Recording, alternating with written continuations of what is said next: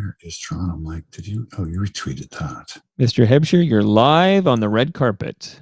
Good morning, everyone. Welcome to the Fan 590 Morning Show. I know you're thinking it's CBS radio, but no, in fact, I'll be filling in for the next couple of days until they figure out what the fuck they're doing. By the way, I'm actually not live.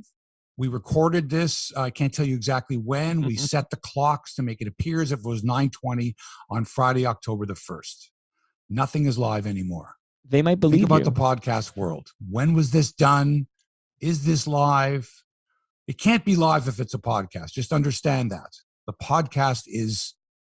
show is recorded. Mike, explain this. Okay, technically speaking, it is impossible to have a live podcast because you need the final completed audio file before you can submit your podcast to Apple and Spotify and Google and everything. Right. So every once in a while I get an idea like, oh, is the podcast live? And I'm like, actually, technically no. But we are live, of course, on your YouTube channel. Hello to everybody. That's the thing. Right. So what you're listening to and seeing now, this won't be part of the podcast. This is the Red Carpet Show. So welcome aboard. Happy October to everybody. And if you're a Blue Jays fan, what the fuck? Like, this is a phenomenal team. This is a team with 4 100 RBI guys. This is a team with like a Cy Young candidate. And how can they not be in the playoffs? How can they not? How can they be in this position where they're in desperate straits? They have to win their remaining games and hope like hell that the teams in front of them, the 2 teams in front of them, Seattle and Boston, screw up in some way, shape, or form. And even then, they might not make it into the playoffs. Such a talented team. They're not going to be this good next year. That's what worries me, Mike. I'm saving while you retweet. No, I don't think so. While you retweet that tweet I sent to you, I'm going to save my fire for the actual recording of the podcast. Oh, you are? So like, the people on the red carpet reason aren't even going to get a taste of your ire. No, but I think there's an obvious, clear reason why we're going to probably end up on the outside looking in. I think it's a very obvious, clear reason what happened here. We're going to be close to no cigar. Podcast? No, the Toronto Blue Jays. Oh. Okay. No, we are on the inside here. That's true. We're not on the outside looking in. Hebsy's in his home studio. I'm in my home studio. But I wish I have outdoor heat. I have an outdoor heater. We could do these crisp October morning shows outdoors, of course. We could. We should find a spot. I'm wondering though, equidistant. Like, what's the spot between us? Like a public park. As long as I can plug in, I just need an outlet. We can just do it anywhere. If I can plug in. You really feel that we need to be in the same space in order to do. No. Well, we definitely do a better show. There's no question about that. You on Zoom is great, but us together, the energy level is a bit. I can feel the difference. Like, it's more fun anyway, if that matters to anybody. Here's my suggestion. Yeah. Take all the intel you've gotten from your many TMLX live to air podcasts. Mm-hmm. Come up with something where we can combine the two, and we do a Hebsy on Sports. We go live. We do live with a studio audience, questions from a microphone. It goes live. That goes on the YouTube channel, and it becomes a podcast as well. But maybe this is a spring endeavor only because of Mother Nature. It's but yeah, that's something we should definitely do that. Yeah, absolutely. 100%. Something to think about. I have retweeted your tweet. I'm excited to talk to the podcast listeners. Not that I'm not excited to talk to who we got on today. Who's on live? We give you shout outs to. Dr. Hockey, by the way, Mike Kerr, Laura Connor, Jamie Campbell, and Joe Siddle. Yeah. Listen to us. They were wearing their orange shirts yesterday. Yeah. On National Truth and Reconciliation Day. Mm-hmm. By the way, that's a hard thing to say really quickly. Indigenous Persons Truth and Reconciliation Day, the curriculum. A lot of broadcasters yesterday were tongue-tied over trying to get, for the first time really, these expressions, the name of the day, the significance of it all. It was a lot to take in. There was a really nice ceremony before the Blue Jays game, and the young lady who sang the national anthem in 3 languages was wonderful. It was beautiful. But anyway, I digress. Yeah. But that's what we do on a red carpet. We'll get into it because you were at this game, right? You were there in the flesh. You were at the Dome. Yeah. We bought tickets a long time ago, and we thought it was only going to be 15,000 people, and we'd have all kinds of space around us. Instead, we got these hose bags. This one guy a couple seats down, and you know who this person is. And I don't want to shred my voice, but it's somebody that doesn't have a good sounding voice when they get loud. It's got a shrill hoarseness to it that you know that if this person keeps this up, you want to punch them in the head, and you hope that they go, that they lose their voice in a couple of innings. So there's a guy like 2 seats away. Every single time Kluber, wound up to pick, Corey. Right. And it was just so annoying. And you can see sort of everyone around, we're all looking at each other, goes, should we just go after this guy and just kick the shit out of him? But in Toronto, they don't do that. If it was New York or Philadelphia or any other place, they say, shut the fuck up. No, we're generally polite. They would. People. Yeah. Right. Here we kind of get up and turn the other cheek or whatever. Right. And you're hoping that the guy's friend, because it was 2 guys. If it was a guy and a girl, for example, the girl would have at some point said something like, would you please sit down? You're embarrassing me. But it's 2 guys. And one's encouraging the other one. Yeah, I don't get away with that. So 2 really bad hecklers screaming at a level that they should not be, hearing the cracking in their voice, cringing like fingernails across a chalkboard and thinking, can I put up with 9 innings of this? Especially if the team's losing. Team's winning, it doesn't bother me so much, right? Nothing bothers you when the team's winning, right? And every time the pitcher throws back to first base, boo. Who does that? Who boo? You don't boo when a pitcher throws back. Okay, look, if it's obvious that he's just goofing around, that's a different story. But on the first throw back to first base in a tie game, you don't boo. I know. I always found that rather bizarre. I know.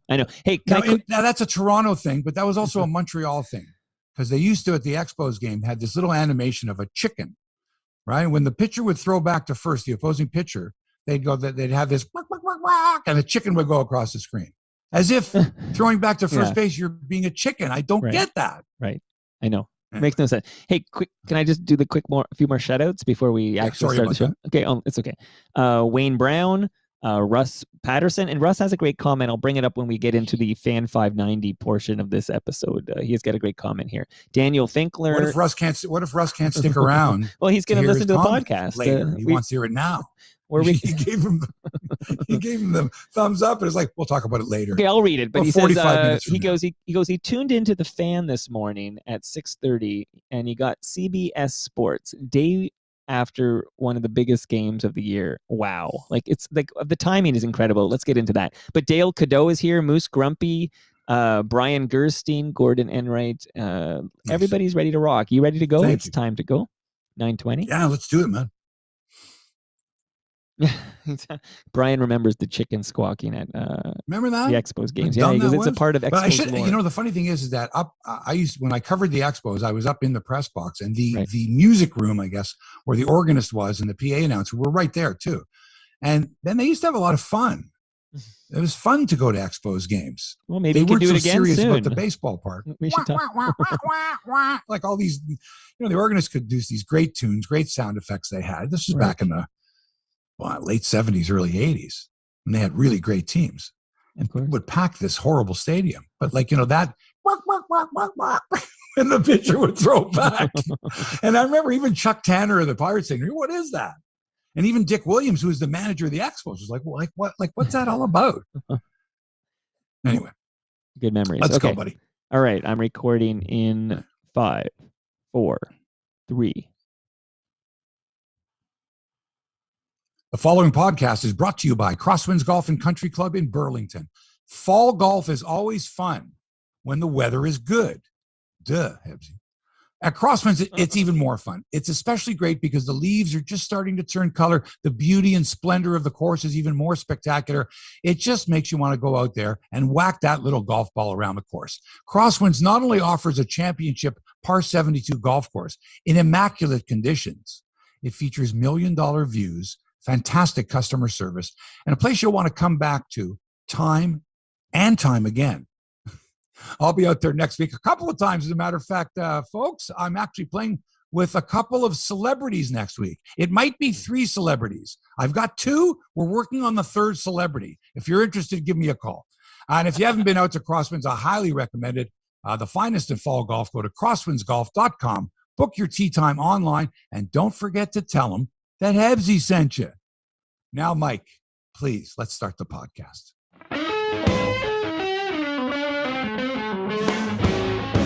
Live from Toronto, it's Hebsy on Sports, episode number 252. Hi, sports fans. I'm your host, Mark Hebscher, joined as always by Toronto Mike, looking after things from the mothership. And if you're a regular listener of sports radio and you found out that the station you used to listen to is now playing garbled, unlistenable to, syndicated United States programming just for you, you've come to the right place. This is it. This is the best sports podcast. No shit. You don't have to worry about, oh my God, they've changed the personnel. Hebsy's not on anymore. Who is this? Who's that? What time are they going to be on? It's a podcast. Listen whenever the heck you want. Great to have you on the show. I go away for 2 days to Niagara Falls and all hell breaks loose. The Blue Jays, they look great. They look like shit. They look great. They're going to win. What the heck? They choked and gagged against the Yankees. There's no other way to put it. They choked. 1 for 10 with runners in scoring position. With all that talent. Corey Kluber is not the best pitcher in the world. Come on. They should have kicked the crap out of him. Oh, my God. Robbie Ray with his one bad performance of the year. The one day of the year. He's pitched 190 innings. He's tired. He's not tired. 190 innings. Come on. Guys like Fergie Jenkins, Bob Gibson. 190 innings. What's that? That's half a season for some of those guys. His arm's tired. The guy got 4 days rest. He's been on 4 days rest his whole life. Home run. My neck is still hurting me from every time watching that ball go out. Like those guys, those weren't wall scrapers, right, Mike? Those were bombs. They were bombs. Guy gives up 4 hits. Well, what, a single, a couple of doubles? No, 4 home runs, 4 blasts, 4 Titanic shots. Yikes. So that's like putting the nail in the coffin. That's like the Yankees. The Yankees are in the playoffs now, right? They're in. Well, they've clinched 163rd game. That's clinched. Yeah, they're in. Come on. And what they did to the Blue Jays, when we looked at the schedule, it said, ooh, Yankees are coming second last series. This is going to be huge, huge. Blue Jays got nobody to blame but themselves and their manager. That's it. Sorry, got all that talent. If I told you at the beginning of the year that you're going to have 4 100 RBI guys, okay, and you're going to have a Cy Young candidate, an MVP candidate, you're going to say to me, we're in the playoffs. How can we not with that power, murderer's row? Not so much anymore. Talk about that. Believe me, we'll get into that. I know you've got questions. We're interactive on YouTube. And so if you've got a question or a comment, and you want to jump in, like you would do on a sports phone-in show back in the day when they would allow the fans to actually get on the air. Remember those days? Of course. Hi, Mike from Toronto. You're on the air. And Mike would have a couple of good takes, some interesting observations as a sports fan and someone who watches and pays attention and is interested. What might happen? What was the situation there? They don't have that on sports radio anymore. Now we're going to talk to the expert, somebody else who was at the game, who was sitting 2 seats from me down in the press box. What's your opinion of the game? And it's all the same thing. Of course, that guy's being paid by the company or by the team. Right. Or he's got some other agenda. He's writing a book about the star player. So he can't, get into too much stuff, right? I got a book coming out with George Springer. I can't say much, right? You don't have to worry about that with me.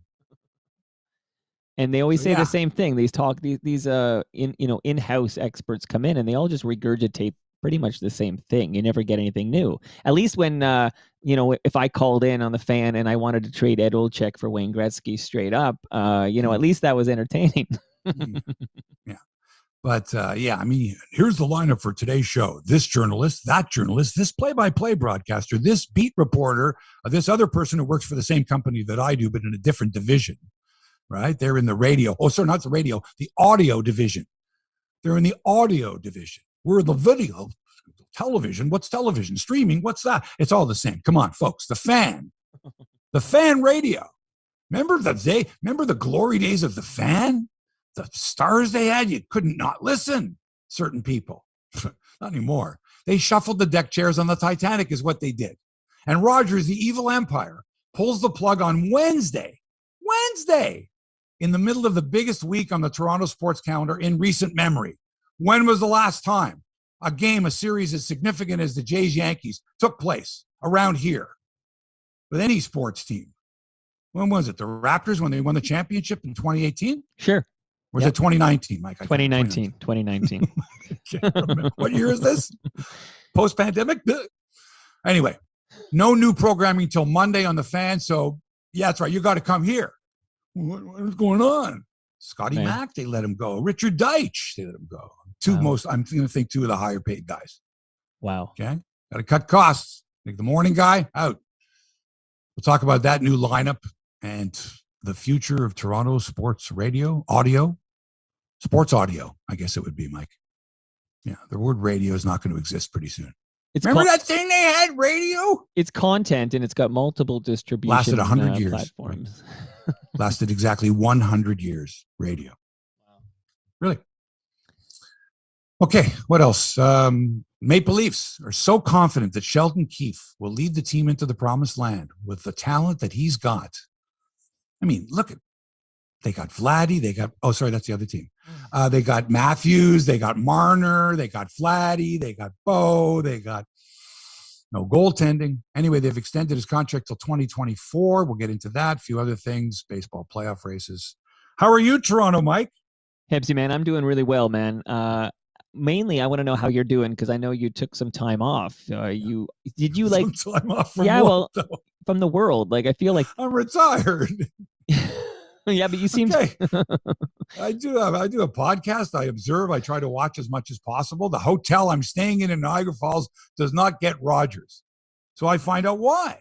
That there's this, there's certain areas that like we hate Rogers. Fuck you. We're Bell. What do you mean they don't get Rogers? Right? Like, what do you mean? Like they don't get there is no Sportsnet channel on the TV. There's 3 TSN channels, the NFL network.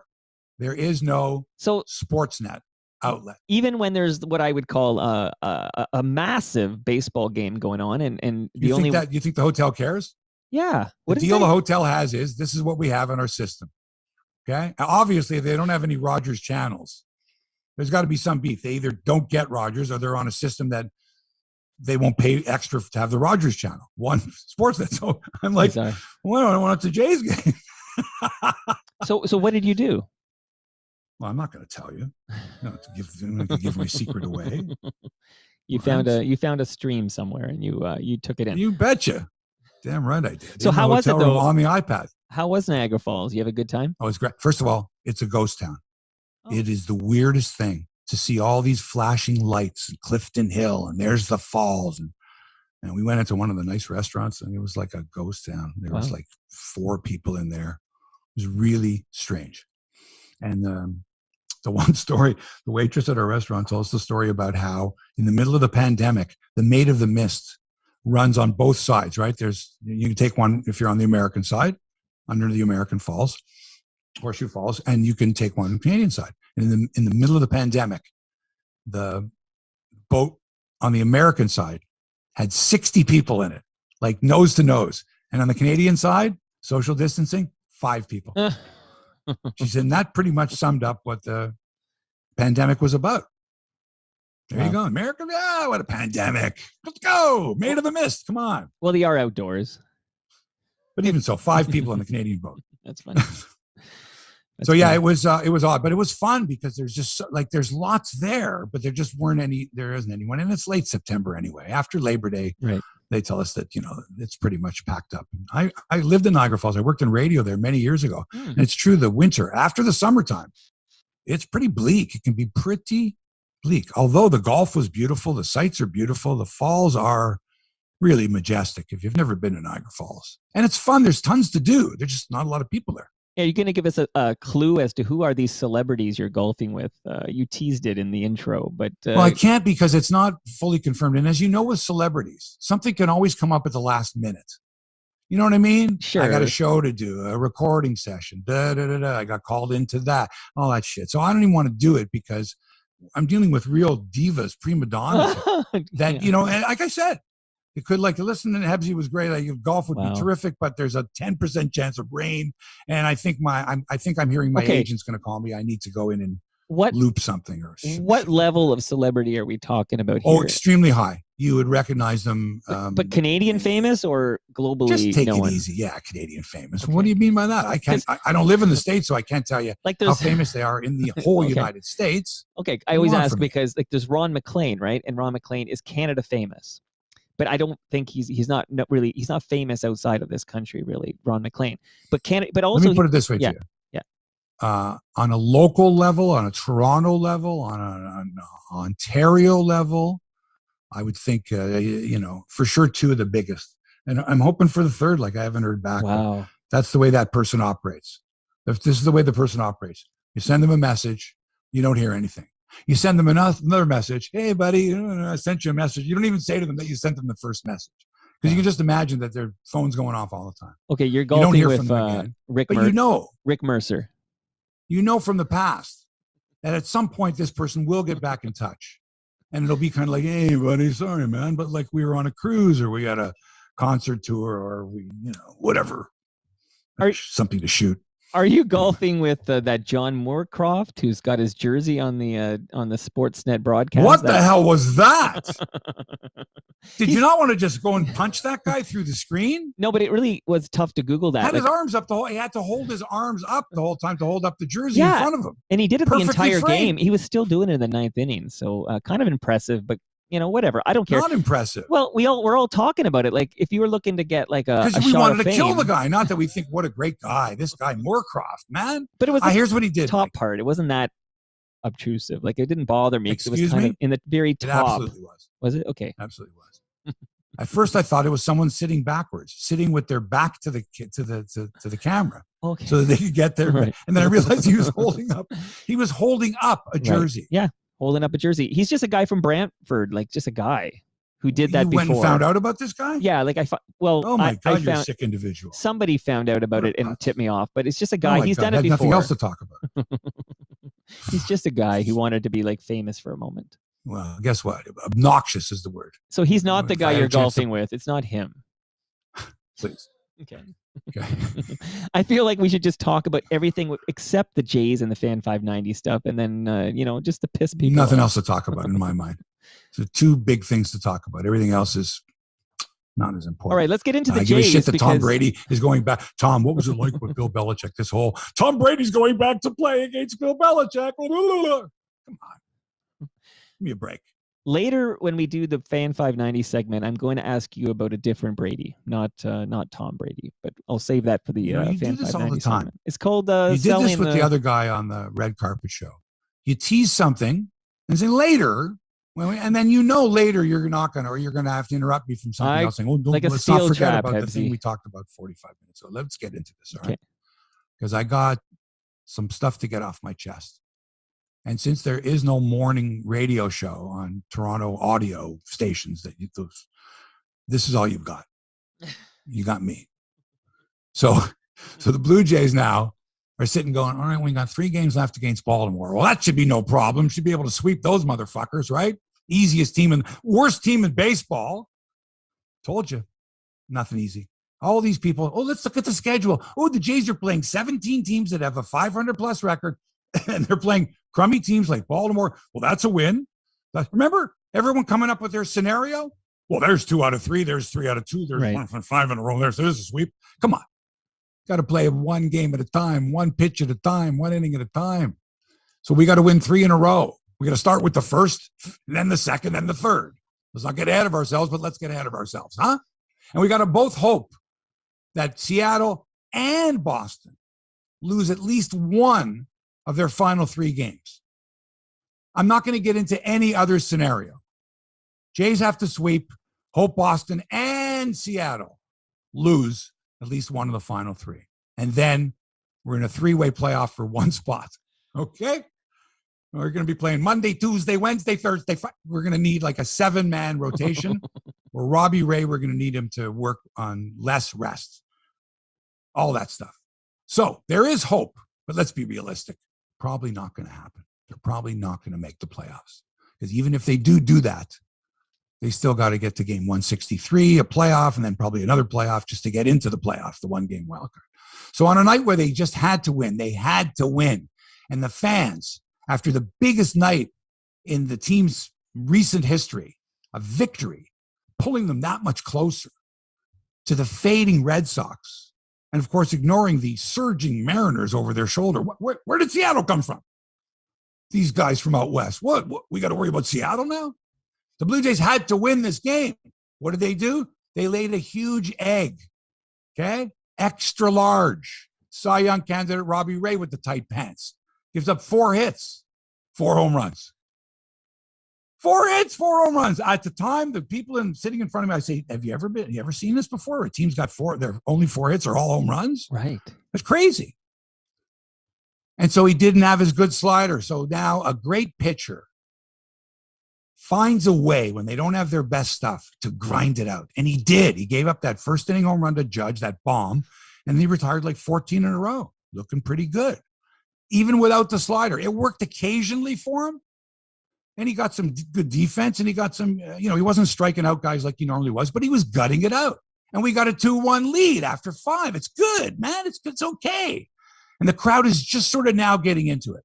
The beer is taking effect. I'm watching the people around me, two-fisted drinkers, right? And how often they're going back for more beer, and how much beer the beer vendor is selling, and how long the lineups are for beer.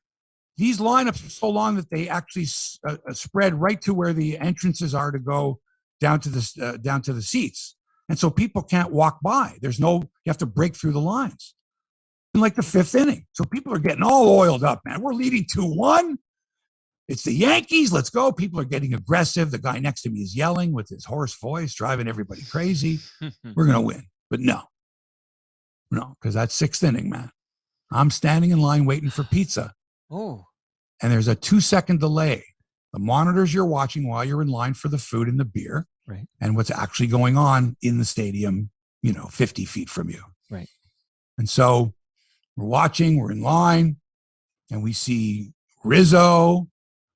And just as the pitch is being delivered, we hear, oh, right? Right. So now we know before we even see Rizzo hit the ball, it's not good, right? And then, so before the ball even leaves the park on the monitors that we're watching, we know it's a home run. It's a tie game. And everyone's like, shit. And we were just high-fiving each other earlier because in the 5th, the Jays took the lead. Right. So I have to go through this while I'm waiting for pizza, which was that's another story. Anyway, Jays lose 6-2, an absolute gut punch to the nearly 30,000 fans in attendance. Yeah, I was there. I bought my tickets a few months ago in anticipation of a tremendous battle. But the Jays went 1 for 10 with runners in scoring position, and the Yankees made all 6 of their hits count. 5 of them were home runs. 6 hits on the night, 5 of them home runs. Whew. You can't have that, folks. You want to be a championship team, you're at home. You got your best pitcher going. You got that lineup. You're healthy. I mean, I know Lourdes had a couple stitches in his hand, but come on, man. You go 1 for 10 with runners in scoring position. You're not going to win. You're not going to win. And they didn't. And what happened was, once in that 6th inning, the Yankees took the lead. The crowd was taken right out of the game. All those people, they were all oiled up, all getting ready. Nothing. A couple times, people got up and let's go, come on, to try to urge them on. But you get those dimwits that try to start the wave when the Jays are in the field. They start to chant, let's go Blue Jays, when the Jays are in the field. So here, professional tip here. You do it when your team is at bat. Okay? That's what you do. This isn't football where you're urging the defense on, stop that, on 3rd down or 4th down or whatever. This is different. So you do that to urge the team that's at the plate so that they're going to hit the ball hard and bring your team back. Not when they're standing in the field. Okay? And every time there's 2 strikes on the opposing batter, you don't have to stand up to cheer to hope for the strikeout. You don't need to do that. Okay? Just a little word to the guy in front of me who, I'm telling you, kept doing it. And we were all like looking at this guy. Who's going to be the first to throw something at this guy? Yeah, that's for the final out of the game. Like that's the final. Right. That's what you do for the final out of the game. You stand up to finish the game. Yeah. There has to be, as you enter Rogers Center, There has to be people like me and you, Mike, to hand out pamphlets or do demonstrations. What to do, what not to do. You can't stop people from doing the wave. I get that. It's very 1989 or 81 or whatever. Right. But it has to be done at the right time. And if it is, it can have a major effect on these poor guys who've been playing at home in Dunedin before hostile crowds and playing in Buffalo. You're in Toronto now. You have 30,000 people. You got to get the fans into the game. Find a way to do it. But they didn't. And I tell you this right now. Everybody was saying once Judge hit the go-ahead home run, and then Stanton was walked because Ray did not want to pitch to Giancarlo Stanton after giving up back-to-back home runs, right? So he walks him right then and there. Mm-hmm. Charles Montoyo should have sauntered his way out of the dugout and gone to the bullpen because everyone knew that was pretty much it for Robbie Ray. Everyone knew, when's Charlie going to bring him out? In other words, is Robbie Ray at 60% better than Adam Simber or whoever was up in the bullpen? Or was anyone up in the bullpen? It's another thing you can't tell sometimes when you're at the game. You're looking through that little screen. Do I see a guy pitching? I'm not sure.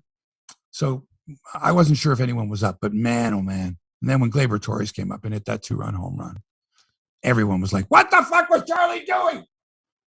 Why didn't he take him out of the game?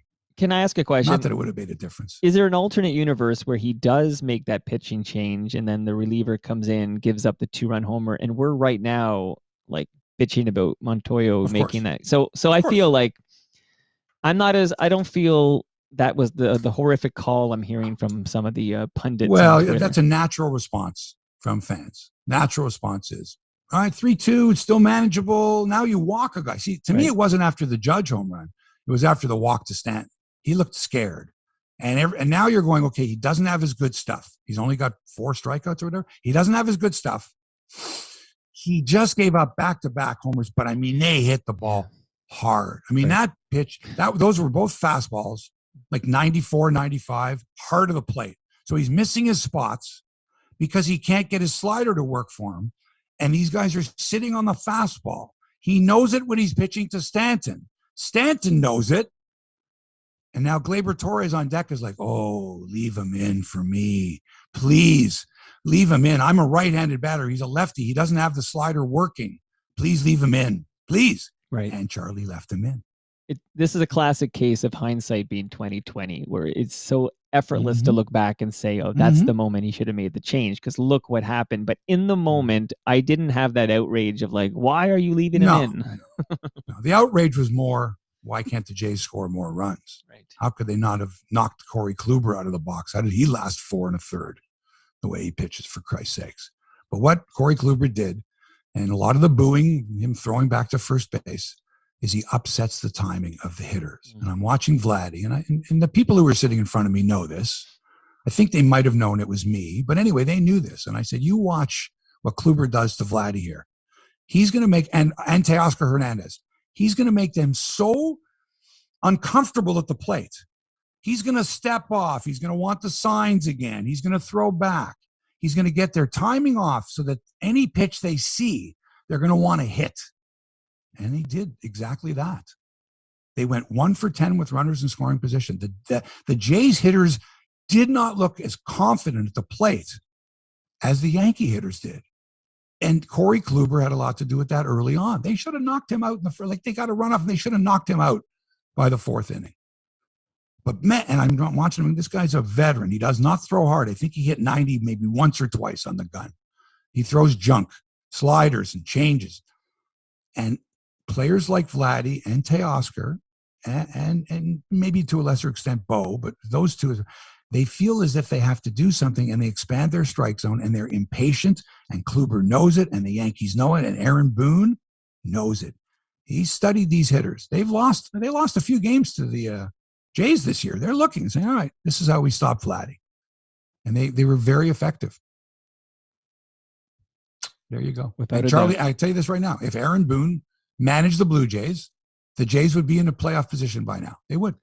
with the talent that Montoyo has at his disposal, that lineup, that batting lineup alone, Romano at one end, there's a pretty good closer. Robbie Ray, Ryu, worth all that money, free agent pitcher. Manoah, who came out of nowhere right to pitch beautifully. They went and got Berrios. You got no excuses. Not now. You did when Springer was hurt. You got no excuses. Hebsy, quick analysis from your co-host here, and this is not Toronto Mike on sports. This is Hebsy on sports. But in my opinion, the fact that when did we come back to the Dome? Is that mid-August? I'm trying to remember now, but it's really like considering the home games were in Dunedin and then Buffalo and what we dealt You're not going to play this. Yeah, I am of the opinion that had we played all our home games at the Dome in front of 30,000 people or less, depending on the night, that we're in the playoffs right now. I don't want to hear it. That's bullshit, and you know it. It's got nothing to do with it. Well, I don't know it, or I wouldn't have said it. No, it's got nothing to do with it. Okay, because when the team was in a playoff spot, I didn't hear anyone going, "Oh my God, they made a playoff spot," even by having 3 different homes. This whole thing with look, the ball players travel; they're used to traveling. When you play 162 games, you got to go to a bunch of different cities. I'm sure it's difficult. Right? I'm sure it is. But they didn't have any COVID issues, as far as I know. They had a couple little ones. Some other teams did have COVID issues. So you get what you get. And if you were in a playoff position a week and a half ago, okay, having overcome playing in Dunedin and playing in Buffalo, you can't use that as an excuse now if you don't make the playoffs. You got young guys, healthy guys. All they had to do was play baseball, okay? Didn't matter where they're staying or where they're traveling. Many of them don't bring their families anyway, even if they're up here in Toronto. They might bring them up for the summer if they have little kids. So don't give me that. Most of them, the families are back home anyway. What about those games? They got this far with great talent. They're professionals. They've got the best nutrition. They travel first class, stay in first class places. None of them are going, "Oh, I had to live in the basement and my back was hurting and that's why I couldn't hit the ball." Okay. So I don't want to hear that excuse. You've introduced the alternate universes because you've got Boone coaching this team. Great name, by the way. Boone's coaching this team, and now we've clinched a playoff spot by now. And meanwhile, I'm just suggesting that if all the home games this season were played at the Dome in front of Blue Jays fans, I'm suggesting we would have clinched a playoff spot by now. That's all. If Springer wasn't hurt, we would have clinched it a long time ago. And if this didn't happen and that didn't happen, these are the multiverses, exactly. And if the Yankees wouldn't have had 17 COVID scares where half their roster was off for a while and they were blowing games and back and forth. Well, of course, Boston. Right. What about Boston? And in Seattle. I mean, you listen. Sure. Excuses are like you know what. Everyone's got one. That's right. Okay. Well said.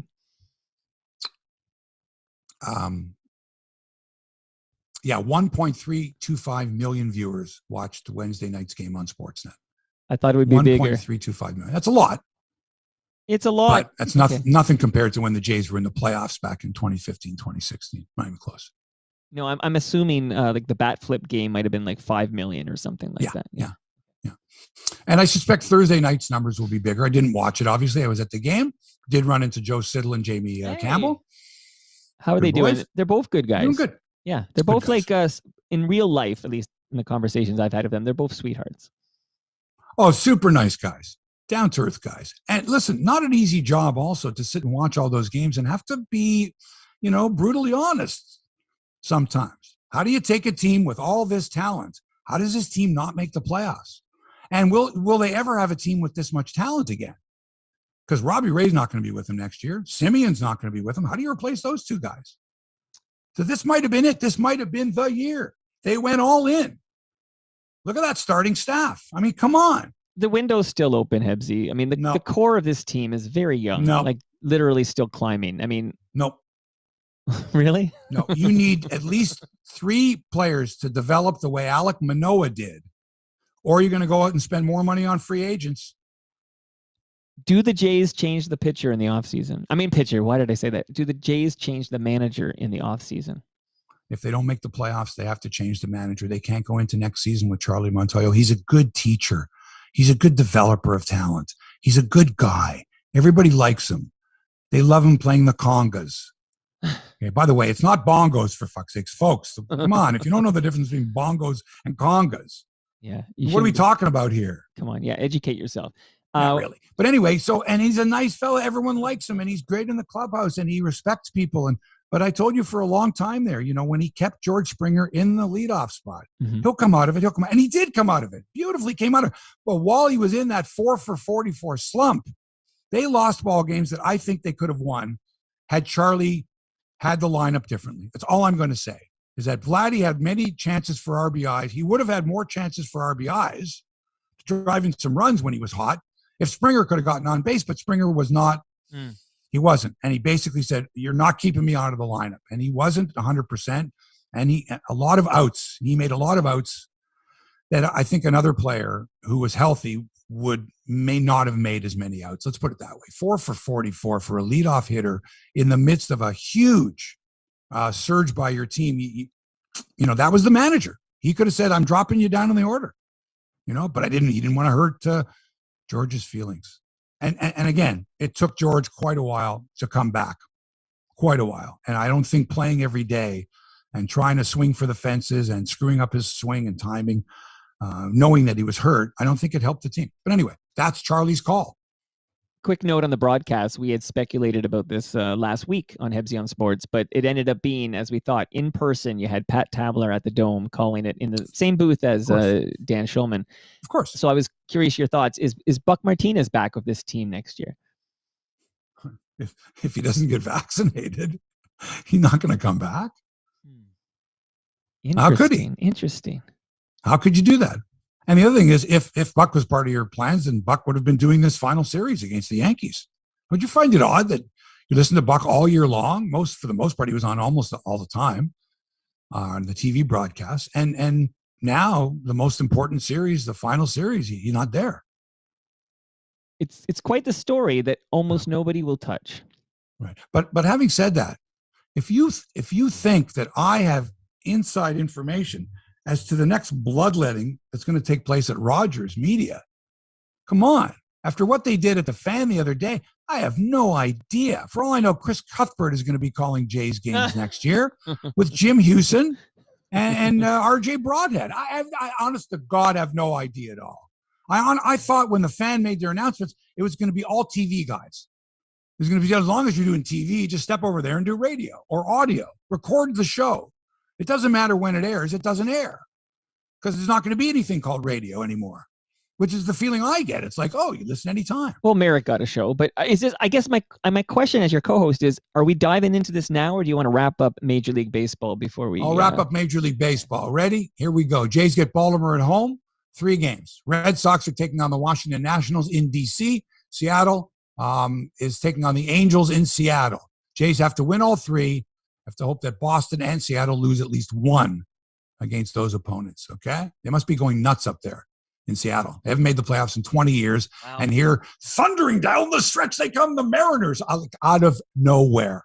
Remember we were worried about Oakland for a little while? Yep. And then Seattle took on Oakland a few times and just kicked the shit out of them. It was great. Had you told me a couple of weeks ago that the Mariners would make the postseason and the Jays would not, then I would have laughed you right out of the room. So the Red Sox lost 2 out of 3 to the Orioles. That's the funny part, is that you look at the schedule and go, oh, beautiful. Right. We got Baltimore. Woo-hoo, fabulous. So you never know. Okay, so here's the deal with the rest of baseball. The Astros clinched the division. Okay? So Dusty Baker now, Mike, has won a divisional championship with 5 different teams. Wow. 5 different teams. He just won it with the Astros. He did the Giants, Cubs, Reds, and Nationals. Wow. So you got Houston, the White Sox, and Tampa, all division winners, all waiting to see what happens in the wild card race after winning their divisions. Mm-hmm. In the National League, the Braves clinched last night, so they're going to play the Brewers. Just on that note, though, series. Double A, I believe that's like quite the stretch he has of like postseason appearances for Alex Anthopoulos teams. Right? Yeah, if you pay attention to number of postseason appearances by generals, managers. Well, we do when they're Canadian, I think, maybe. Exactly. So that's a number of years, though. I think 2014 is the last time he missed the playoffs. The question is, had Alex Anthopoulos been allowed to do what he does in Atlanta when he was with Toronto, where would the Jays be now? And we'll never know. Right? And we like our team, Barry. We do. By the way, the Braves have won 21 division titles since moving from Milwaukee in 1966. But only 1 World Series. But only 1 World Series. One. The Dodgers and Giants still have some work to do. San Fran leads LA by 2 games atop the West. Looks like it'll be the Dodgers hosting St. Louis in the wild card game. The Giants, I think, are going to win the West, and they're going to host the winner of that wild card game. And the other series has the Brewers playing against the Braves. So anything can happen in baseball, and you never know. You never know, and you never know what happens in Toronto sports media, which we're about to jump into. But one last question from YouTube. There's somebody who wants your prediction. Who will manage the Blue Jays next season? Who will be the Blue Jays manager next season? Buck Martinez. Surprise. I don't know. Who's out there? I mean, Tony La Russa did a pretty good job with the White Sox, at the age of 94. So Casey Stengel managed for many, many years. A lot of managers, good managers, have all that baseball. See, the older you are, the more baseball you've seen, the more situations you've seen, right. The more experience you can rely on. You let your, other coaches what about worry Cito? about chemistry, maybe. Would Cito come back? No. That's a good question. Choosing the right manager is very difficult. I think you have to look at the roster and say who fits in well. And at the same time, if you have guys like people were saying, well, the Jays are too loosey-goosey. They have too much fun. They got the home run jacket. They're not intense. And when you watch them in a game last night, you kind of go, there might be something to that. George was dancing. My wife loved it, actually, Springer dancing. Like, it kind of brought her into the game. That's the stuff the casual fans get drawn in by that stuff. Exactly. And the bat flips and all that stuff, the emotion. So you like the team. You enjoy watching them play. Right. But the bottom line is, can they win? Right. Can they win the big games? And Vladdy's 22 and Bo's 23. And these guys are still young. Mm-hmm. This is even though they had a taste last year and made the quote unquote playoffs, the play-in or whatever that is. Season, this is 2 years in a row now that they've, been in the thick of it. Right. Right. Last thing because we're getting into the Fan 590 here, but KM had a funny comment. He thinks Buck Martinez will coach this team via Zoom. Okay. So let's get into this, my friend. Let me set you up here. I guess you were unplugged during this period, but in fact, just set the table. I had Greg Brady over for a 2-hour Real Talk deep dive, which we'll touch on again in more detail in a bit here. On your podcast. On my podcast, Toronto Mike. I should have mentioned that. Available where fine podcasts. Listen to Greg Brady on Toronto Mike, because he talks very openly about basically a toxic work environment that he experienced at the Fan 590. And he's very open and honest about this. And he told me it was very therapeutic to talk about it. So listen to Greg Brady. But after I record of Greg, we take our photo, I say goodbye. He drives back to Ajax. And then I just check Twitter because I have Lowest of the Low coming soon to my backyard. And I can't believe I said that sentence, by the way. I can't believe I said that sentence. That's true.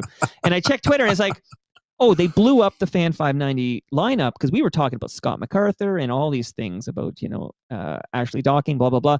And she's long gone, of course. But please, Hebsy, what do you think of these changes made to the Fan 590 lineup? Talk to me, brother. All that setup, and that's your question? Well, I was that saying whole that I realized setup, people are sick of my voice. They want to hear your voice. I should shut up. I don't know. I thought it was a systematic liquidation of the staff there. That even the people that are still there must just be walking on eggshells, just, shell shocked. I just don't see the people that were promoted to having shows dancing around going, woohoo, got my own show, baby, on the Fan, because you're stepping over dead bodies. So if there was a toxic work environment there before at Rogers, and I'm going to try to envision, because I've been in the building, right? So I know where those studios are there, the studios are there, the radio studios there. People would pass each other there from this division to that division. There's 680 News is over there. Okay, so these are people, real live people that had worked many years, some of them many, many years there, put down roots there. And man, it's like, and how did they find out? Did they find out via Twitter on a Wednesday? That's it? Like a Wednesday? That's weird, because if you're going to do it, you do it on a Friday, and then Monday, boom, you start here's the new rebrand. Here we go, boom. But on a Wednesday. And then, okay, I'm thinking, all right, Thursday morning should be interesting. A Thursday morning, hey, welcome to CBS Radio. And, even Jim Rome was like, hey, we're in Canada now because they've blown out I think in Calgary, they've blown out all the personalities. And radio doesn't exist up there anymore when it comes to sports talk. It's going to be audio enhanced, multi-platform audiologists. I don't know. It's nuts. So here's what I got from it. I'm playing golf. My phone starts to blow up. I bet. Okay. Did you hear what happened at the fan? No, I didn't hear what happened at the fan. I'm fucking working on trying to get out of the bunker here. What the hell's going on? Right. I go away for like a day and a half. I know. And if I didn't tell you before, folks, about sports talk radio being dead, I think I did a few times when I started doing this podcast. And even before that, when I was in the terrestrial business, TSN radio came along. So we can't let the fan have all the fun. And the fan, TSN, fly on the wall. We don't have to worry about them.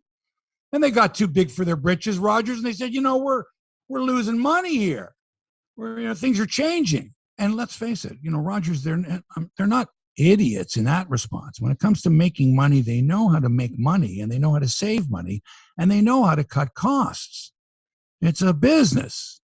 You got stockholders to worry about. So it's like, that guy makes too much money. That person makes too much money. That person makes too much money. That person makes too much money. That person makes too much money. Wait, we got to be diverse. Hire a woman. Hire a person of color. Hire someone that's disabled. Hire a disabled lesbian person of color. Beautiful. Fill that gap. Get a woman on the morning show. Get a woman there. Get more blacks. Get more. And suddenly it wasn't about putting the best lineup together of broadcasters and programming. It was about checking boxes, doing the right thing corporately, your mission statement, a diverse community that we have here. And what you've done is you've neglected your core audience. And here what you've done now is you've made everybody hate you even more. And most especially the people that work for you or worked for you hate you. Even these people that got new jobs, you think they're going, oh, this is the best place. What a great place to work. I know I'll be sitting next to my colleagues for at least 6 or 8 weeks before they get fired and the numbers aren't good, or some other bean counter comes along and says, we can't do that. So it's nuts. Absolutely nuts. So Scotty Mac is out in the mornings. I knew that was going to happen because you can only put Scotty Mac with so many people on a morning show before you say, we can't do that. Hebsy, man, if I may, and I'll jump in a little bit. Please don't be disgruntled by that. But I'm very interested in this topic. You mentioned this whole diversity checkbox thing. Meanwhile, a couple of recent morning show dismissals is a woman named Ashley Docking and a proud gay man named Scott MacArthur. So how does that speak to what the whole checkbox thing, right? Well, it seemed like a good idea at the time, didn't it? Sure, Rogers? but I thought Scotty Mac, who I think is a talented broadcaster. Actually, I talked to Greg Brady about this. Again, we didn't know about the news and we recorded the other day. But I thought he'd be reassigned, like back to, I don't know, Jay's Talk or something. I didn't think they'd dismiss Scott It's a MacArthur. hard thing to do. Your morning personality usually is the highest paid on the station. Certainly one of the highest paid. Should be the highest paid. Should be. In the old standard. Right. But now it's different, totally different. And now, listen, Jamie Campbell did play-by-play for the Blue Jays. Mm-hmm. Jamie was, for lack of a better word, demoted from that top spot to studio host, mm-hmm. which he's handled very well for a number of years. Mm-hmm. Rob Falls before him did play-by-play of the Blue Jays. Right. Was, as you say, reassigned, mm-hmm. still working for the network. Right. Yeah. And so it's hard when you reach a certain status to be put back into, another spot. Money has a lot to do with it. Mike Richards went from doing morning radio to early afternoons. That's a demotion. It happened to Brady when they brought in Blundell. That's right. And so how do you, if you wanted to keep Scotty Mac, you would have to team him with other people. And he's already been paired with Ziggy. Ziggy had already announced that he was leaving last week. Right. So the speculation was, all right, who's going to join Scotty Mack on the morning show, or is he going to be on the morning show? He's not. The other one was Richard Deitch, who they made a big deal about, when McCown was there, of hiring this guy, who I thought added a tremendous element to that afternoon drive show.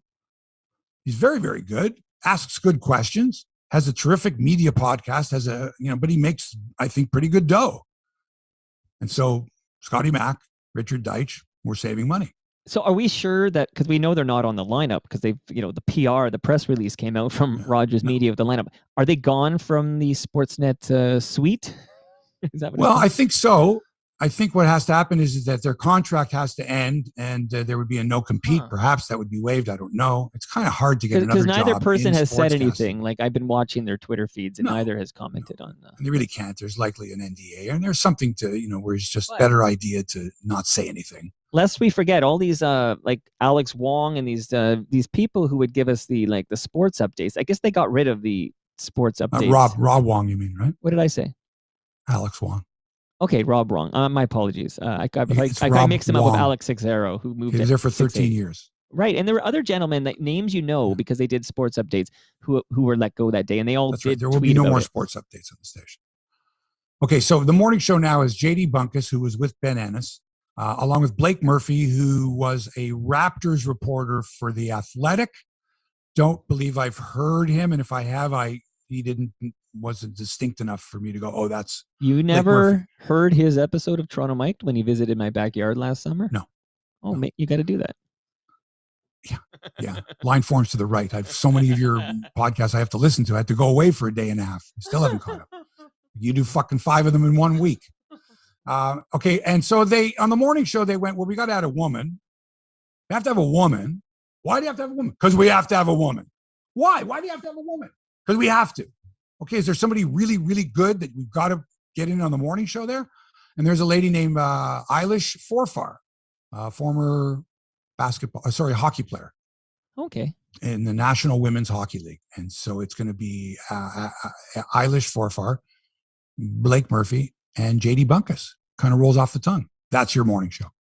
So I hope they've developed some chemistry. I hope, like I said on my last podcast, that when they decided that these 3 were going to be the morning show, that they took the 3 of them, sent them away somewhere, or put them in a room and said, all right, figure it out, and you better have some fucking chemistry when you come out.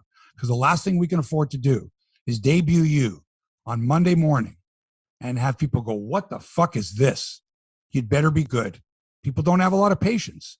And remember, there's other places you can go for morning radio for now. I don't know for how much longer. 10:50. So that's the morning show.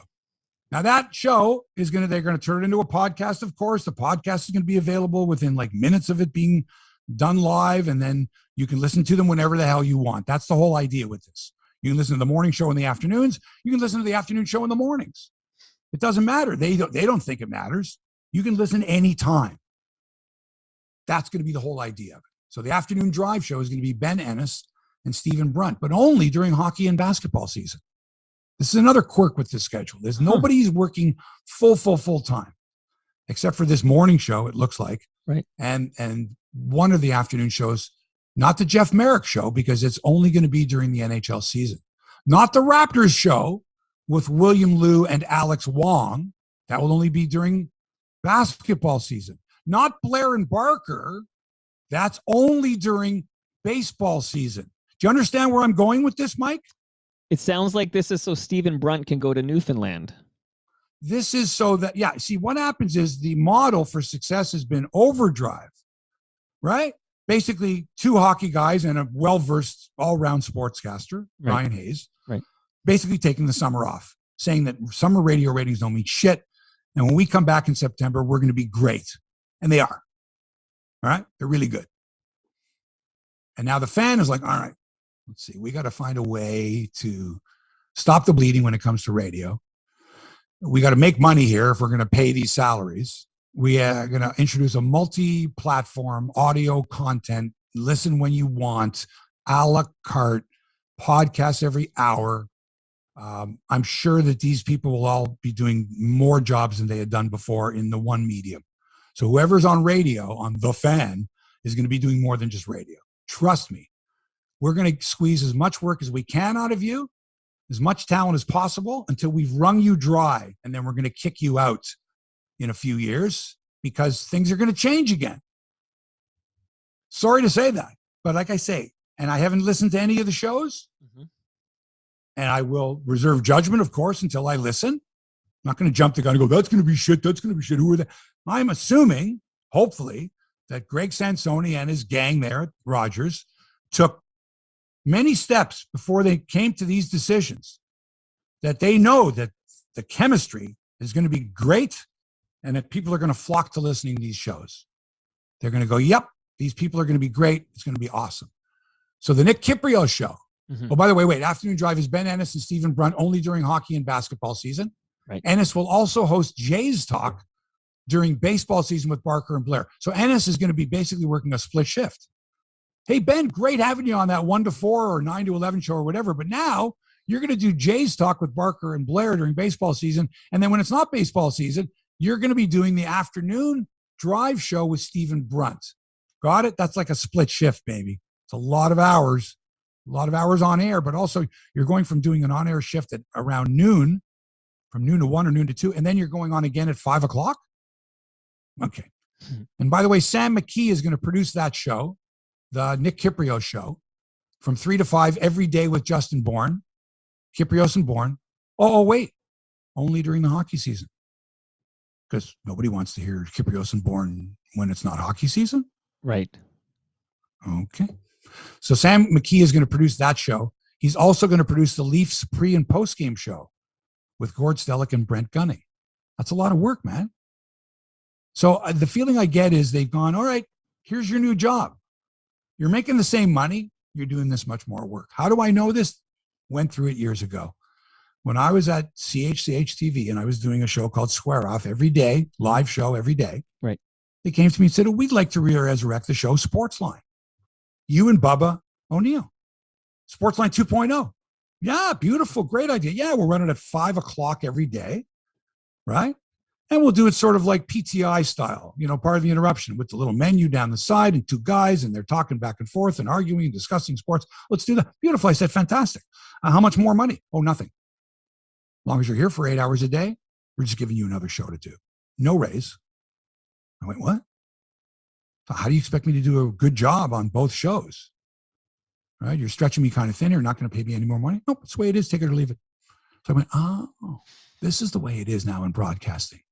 Remember it used to be, the morning show was 3.5 hours. Now it's like the morning shows are like from 5 a.m. till 10 a.m. And the midday shows from 10 till 3. And so they're now 5-hour shifts. And there's people that have 6-hour shifts. Let's grind as much as we can out of them. I have some friends of mine that work in the business and they work in late night television. Look, they're there till 2, 3 o'clock in the morning. Okay. What kind of life is that? And by the way, you're not getting any more money. You should be pleased to be working in this business. You should be thankful. When I see people that get fired, get their asses kicked, they probably didn't even know. They didn't get that phone call or anything. Or maybe they got an email saying, your presence is required at a meeting. Here's your package. Goodbye. The way they treat people. It's awful. I couldn't recommend that business to anybody. Jeff Merrick show middays during the NHL season.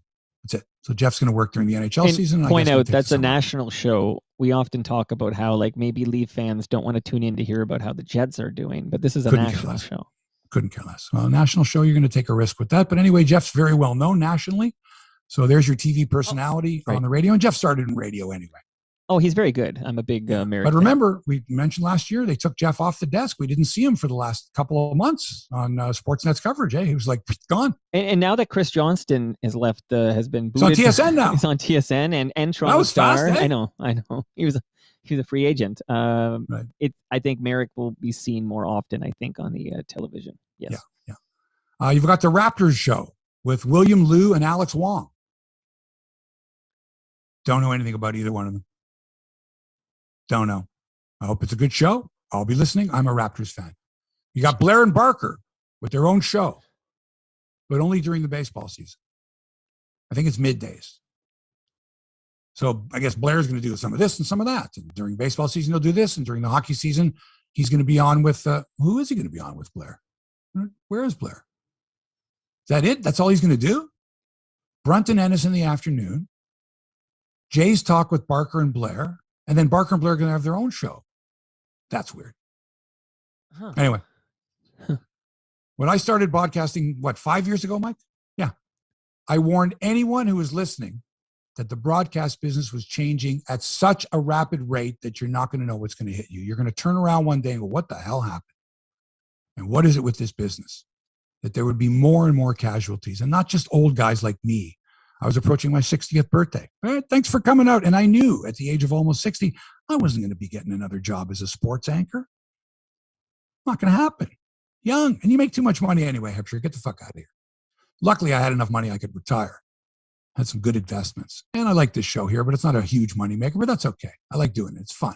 I like giving you the straight goods instead of having to listen to a PR release that somebody's reading. And I was right. And I told everybody, I didn't say I told you so, but I told everyone, I said, I warned you this was happening. It happened to me. It could happen to you. Is that a song by Yes? It could happen to you. Rogers, the way they handled this is beyond my comprehension. Why not wait until Friday? Blow everybody out on Friday if you've got to. Invite them all into a room. Give them their envelopes. Thanks for coming out. And make your announcement starting Monday morning. And there you go.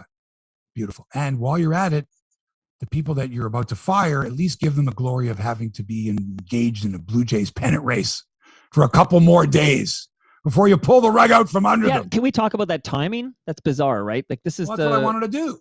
But they have the rights, the exclusive rights to the Blue Jays because they're owned by the same company. There was no Jays talk after last night's game. I wanted to hear people go, what the hell was Charlie doing? I wanted to hear the post-game show. There was no post-game show. There's no morning show. How do you do that? Who at least stupid enough to go, nobody cares about the Jays Yankees. Let's just get our shit together so Monday we're all okay.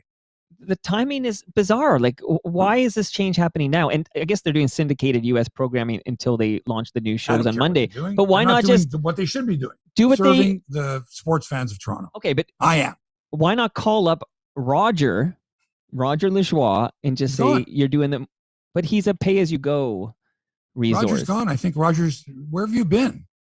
What do you mean he's gone? Roger's working for the Ottawa Senators now, I think. But he gets called in for he's a pay-as-you-go utility knife, or what do you call it? Swiss Army knife. He would take the call. I didn't see anything about Roger Lajoie in there. Yeah, because he's a pay-as-you-go fill-in guy. He's never been. Right. Yeah, but I'm saying he could do the morning show himself. That would be better than the syndicated U.S. programming. No, it wouldn't. Well, no, wouldn't you're going to bring in, hey, Roger, we need you for a couple of days until the new guys come in. Need you to fill in. Precisely. No, that would be a worse disservice to the audience. Well, the audience wants to focus on Jays and Leafs as usual. Here's the thing, Mike. Everyone wants to talk about this, but they can't. They want to talk about the carnage that's gone on there, but they can't. You can't bring a guy to go on the air and ignore completely what's going on around him. Well, that's what we're grenades going off. My God, no. It's just awful. What they did was horrible. If I was working for Rogers, I'd be shitting myself right now, hoping like hell that when I go to work and I use my key or key card, that it works. Now, I told you the story of a friend of mine who works for TSN Sports Radio. Every day goes to work and hopes like hell that when he places that key card up against it, that the green light comes on. Horrible way to live. Can you imagine feeling that way? Horrible. No. And here's a staggering number for those who are listeners of The Fan. The station averaged a little over 2,000 listeners between 5 a.m. and 1 a.m. in the males 25 to 54 age category. So think about that. Males 25 to 54 all day long between 5 a.m. and 1 a.m. Their average. I don't believe quarter-hour listener is 2,000. I get, you get Hebsy on sports numbers, and I get Toronto Mike numbers, and I cannot believe that number you're quoting me. I cannot believe that. Isn't it terrible? Well, so just to give you an example, folks, go ahead. We don't reveal numbers too much, but just to give you an example, both Mike and I have considerably more listeners on average. And even though we're a podcaster, Mike does 3 or 4 a week now. But I mean, you're talking about over the course of a week. Usually it's weekly numbers. Both of our weekly numbers are considerably more than what the Fan averages over the course of 20 hours a day of programming a day. How about that? That's a shockingly no number. low number that you quoted us. Yeah. Wow. And if you took all persons ages 2+, I don't know how many 3-year-olds are listening to the fan, you're looking at around 7,000 listeners per quarter hour average. How can you afford to pay like I'm assuming Stephen Brunt makes a good solid adult wage. That guy's very talented, been around a long time. Like, how can you afford to pay? Is that why MacArthur and Deitch, they were making like real money? Yeah, they were making really money. The thing is that they haven't figured out how to monetize those shows outside of radio. Podcasting is the way to go. It's not that difficult, as you know, Mike, to take the first hour of the morning show, turn it around quickly, make it the podcast. And if I'm listening and it happens to be 9 a.m, I can flip on the first hour of the Fans morning show. But they do that, right? I'm assuming they do that. Like I do can't, they? I do think they advertise it? Are they they take the running show spots on there? Do people who are, if you're buying the radio time, do you also get your spots on the podcast, or do they take those out? I don't know. Again, if you can monetize a podcast and I can monetize a podcast, and we're not professional, salespeople when it comes to radio time or whatever, how can these yutzes not do that? How can they not go, we only have 2,000 people listening, but on the podcast over the course of a week, we get 15,000 or whatever it is. Let's monetize that. Can we not go to our advertisers and say, hey, we're going to insert your commercials here, or we're going to have live reads done by the hosts on the quote unquote radio show that we can quickly turn around and earn some money on the podcast as well. Like I'm sure this reshuffle or whatever we call this revamped lineup is 100% to do what you're describing there. Because essentially, if you look at it and you kind of step back and look at it, as confusing as that press release was to see who's on when, where, it was really confusing. Other than the morning show, I found it very confusing. But I will say it's a bunch of podcasts that they're airing on the radio. Like they're recording these podcasts live on the radio, and then so it's sort of like what you're describing. Now the other thing too is, and the way I understand it, and Jason Rosen, is that one of the guys? But there were a number of really talented people behind the scenes that you might have heard of on shows that have worked there for a long time that were let go. Like really, really talented people. And by reading the comments of their colleagues that are still working within the Rogers building there or whatever, it's really sad. But you can sort of see a tinge of fear in the texts or the tweets that you're reading from these people. The fear of it could happen to me, or it has happened to me before. One in particular I saw from Nikki Reyes, who used to work at Sportsnet, lost her job there a few years ago, caught on with TSN, and is now working there and is anchoring. And she sent out a really nice tweet saying, I'm praying for you. I know the pain you're feeling. You'll get back on your feet. But in it, you're kind of reading, man, this is the business we chose. This is the profession we chose. It really sucks. I know you're going to think this is a kind of cross promotion, but it does speak to what Greg Brady was talking. Now, Greg Brady was speaking to a specific individual who was a program director at the Fan 590 and is no longer the program director. I heard this story, yeah. And the story he tells about the crying and the toxicity and the mental and physical anguish he was suffering at the hands of this individual, it sort of ties into what you're saying about in not enjoying where you work. And I just want to name some of these other people in addition to Scott MacArthur and Richard Deitch, who are no longer on the Fan. I just want to say, and I said this name before, Rob Wong. Finally got his name right. Rob did the Blue Jays, did Jays Talk. Rob did updates for many, many years. Josh Goldberg. Yeah, also did Jays Talk. Yep. And Andrew Nye. Did updates for years on 680 News and on the Fan. And you mentioned his name a moment ago, but Jason Rosen. Yeah. Alex Cicero. But Alex is moving to 680, so it's sort of like crossing the hallway. Oh, but you still think that, look, I heard him on the Fan for years. I don't listen to 680 News for... Oh, I know, but I'm just saying it's different than the pink no stuff. more news updates. That idea, people obviously said, well, what do we need to have this for when people can get their updates on their phone? So I'm not surprised by that. But a lot of times I would tune in and I didn't know everything that was going on. And it's nice to hear, in a couple of minutes, a little roundup of what's going on. It used to be every 20 minutes when we were younger. The 2020 sports updates. That's it. I know we're going to talk Leafs action before we say goodbye, but I did get a nice email from a gentleman named Greg Gold, who is a huge Hebsy on Sports Fans, and I promised him I'd ask you this quick question that's tied to radio. He just wants me to ask you, why does TSN television have exclusive CFL football when he never hears a stitch of CFL talk on Overdrive? That's the question for you from Greg Gold. Well, the CFL is a niche league. You have to be a fan of the entire league, I think. There are people that love the Argos and don't care about other teams, love the Ticats. But for the most part, I think it's like if you're a CFL fan, you got to be a fan of the league. And the guys on Overdrive are not fans of the league. The other thing is TSN also runs considerable NFL coverage. That's where their football expertise is. Nobody talks about betting on CFL games. Everybody talks about betting on NFL games. And if you add the Bodogs of the world, and look, let's face it, you're not like a Bodog isn't like, come on, baby, let's go. CFL. Who do you like between the Stamps and the Bombers? Mm-hmm. Plus 9.5, 47.5 over under. Ooh, let's go. Who's going to be the first guy to fumble? No, it doesn't exist in the CFL. Certainly not through anyone I know who's a sports fan. Maybe out west where they got nothing else to do except for watch the fucking wheat grow. Hey. I don't care. And I've told you this. It's got nothing to do, folks. It's got nothing to do. I love Canada. I want to visit people too. And I visited many places in Canada. But I don't care about the Canadian Football League. I live in Toronto, okay? I got the Raptors, I got the Jays, I got the Leafs, I got TFC, I got lots. You guys are out in Yachopetsville. You got the Edmonton Elks, Calgary Stampeders, your hockey teams, and that's it. Say that word again. Yachopetsville?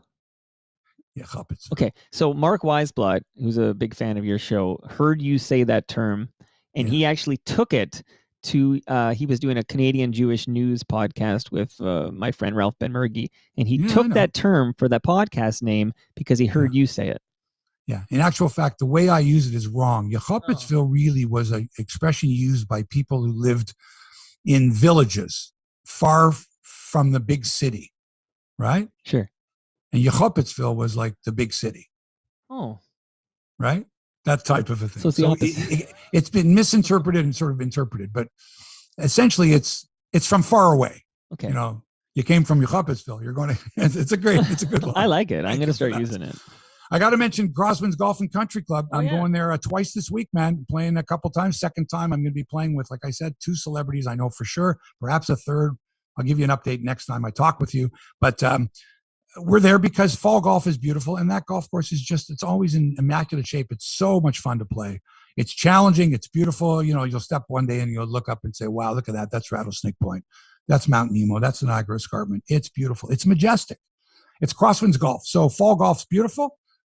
Check it out. Go to crosswindsgolf.com. Book your tee time online. Tell them Hebsy sent you, and you might run into me. And, you know, if you're playing next week, you might just say, whoa, who's that?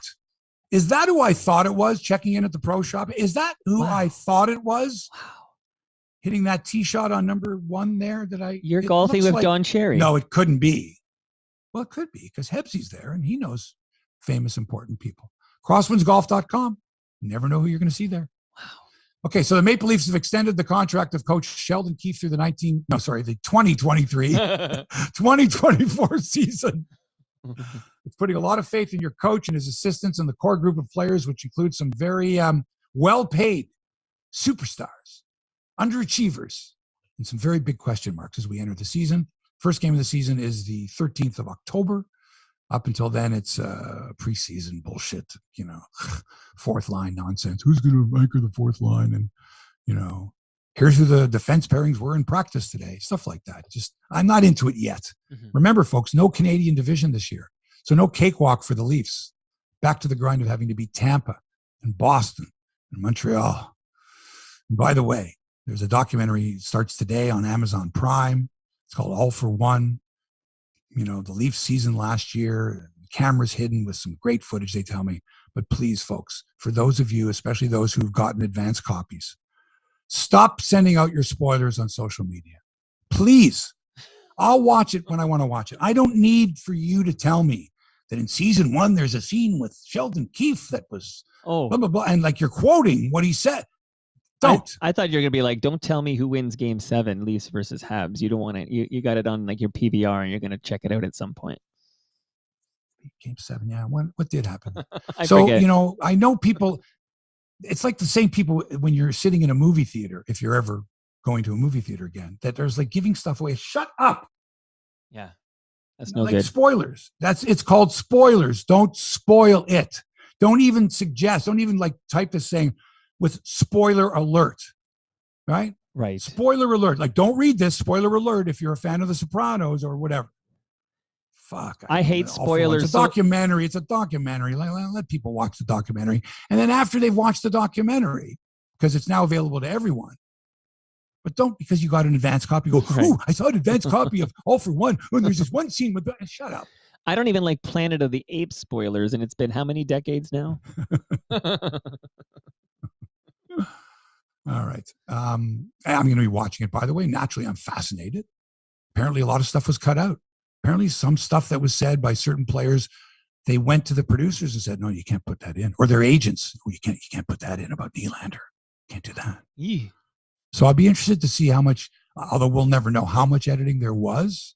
I am interested in that part of it from people in the know that said, oh, no, we had to, that ended up on the cutting room floor. It was kiboshed by Shanahan or something like that. Because let's face it, the Leafs had a lot to say in what went in there. Don't kid yourself. They had to run it through Shanahan and the boys before they aired this thing. This is a co-production with the Toronto Maple Leafs. Right. It's a propaganda piece. Oh, yeah. Big time. Don't forget that. Big time.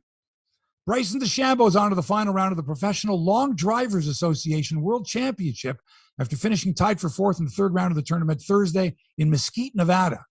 The event began Tuesday when the field was narrowed down to 64, went down to 32 on Wednesday. Top 16 will compete tonight.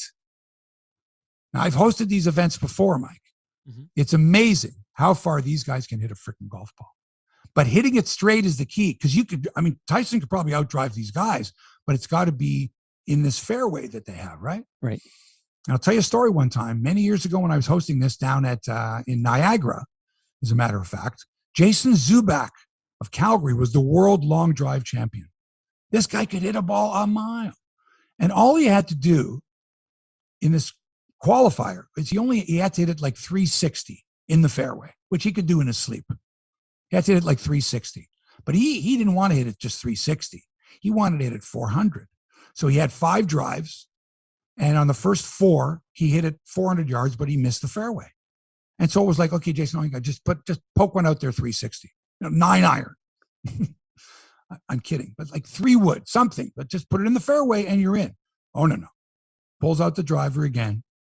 Go big or go home. God forbid he should only hit it 360 and qualify. And he bombs one about 440, but he misses the fairway and he's disqualified. Not disqualified. He's out. Right. He doesn't qualify. And so all these people that came to see Jason Zubak are like, oh, fuck this. And they left. Now we're recording this to be shown later. I think it was on TSN. And now we got to scramble. How do we do this? And the producer's thinking, how am I going to edit this that people are going to watch it? Right. Up to what point? And then when he's eliminated, now what do? We got to find another personality to focus on because Jason Zubak is out. Anyway, hopefully if the time comes for Bryson and he's on his final drive and he's got to put it in the fairway at 385 or whatever, as opposed to bombing it, I wonder what he'll do. Because the male ego usually takes over and it's like, oh no, 385 is for pussies. Let's go for 415. That's that. NFL this weekend, the Buffalo Bills, minus 17 at home to Houston. Got to give 17 points. That's crazy. Best new show on television, by the way, Mike. Monday Night Football with Peyton and Eli Manning. It's the best. I watched it. So on on 3/4 of the screen on the right is the game. Right. No audio. Right. And on the left of your screen, down a couple of bars, is a couple of boxes like a Zoom call. And there's Peyton Manning. And there's Eli Manning. Oh, there's LeBron James, who's a guest for a few minutes. Right. Oh, there's Lou Saban. What am I saying? Nick Saban, coach of Alabama. So Peyton and Eli are watching the game from different locations, kibitzing around, telling you what the play is going to be before it is. Really interesting. And they've got special guests coming on as well. As the other day, LeBron comes on and reveals that during the NBA strike or lockout, whatever it was, Jerry Jones approached LeBron James and offered him a deal to play for the Dallas Cowboys. And Pete Carroll of the Seattle Seahawks also offered LeBron a contract. Come play football. I bet you he'd So be great. that was you didn't get that stuff on the broadcast, but Peyton and Eli Manning brought LeBron on their show, and he revealed that. That was pretty cool. Awesome. I'd love to see you watching Jays games. We should get an alliance there, and you're in the sidebar and commenting on the Jays game that we're all watching. Do you know what? In last night's game, and the guys who sat in front of me can attest to this, I called the stolen bases. I knew when the runner was going. Right. When it was a 2-1 count, a 1-1 count, I watched Kluber especially screw up the Jays and the other relievers screw up their timing by throwing back. I said, you watch, he's going to throw back to first. And he did. And the crowd's booing. And then he lobs one back to first base. And Vladdy steps out of the box, and you can see he's frustrated. He wants to swing the bat, right? And the timing is all off. And I said, I predicted that. I can manage that team. I was thinking the same way as Montoya. You'll be the manager. Got to manufacture a run. Send Dickerson. Stuff like that. And so I think that it would be probably pretty good if we had the Jays games on, not the Leafs games. That would be a whole other story, and it's too fast. Baseball's a slow enough game that between pitches you can make predictions. You can bet what's going to happen here. I tell you what, when you're at the game, you really notice the defenses. Right. I know on TV they go, okay, they're playing shading them this way, that way, and they show a wide shot.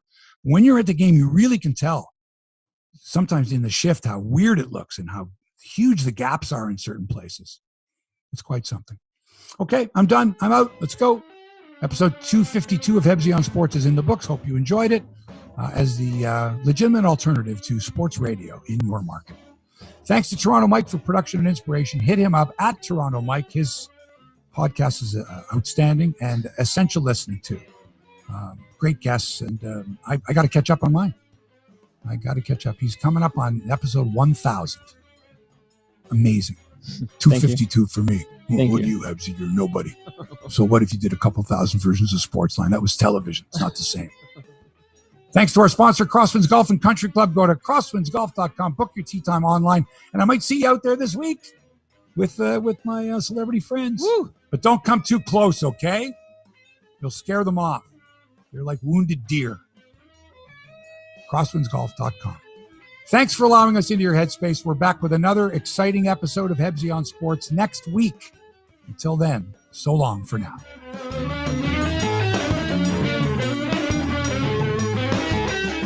This podcast has been produced by TMDS and accelerated by Roam Phone. Roam Phone brings you the most reliable virtual phone service to run your business and protect your home number from unwanted calls. Visit roamphone.ca to get started.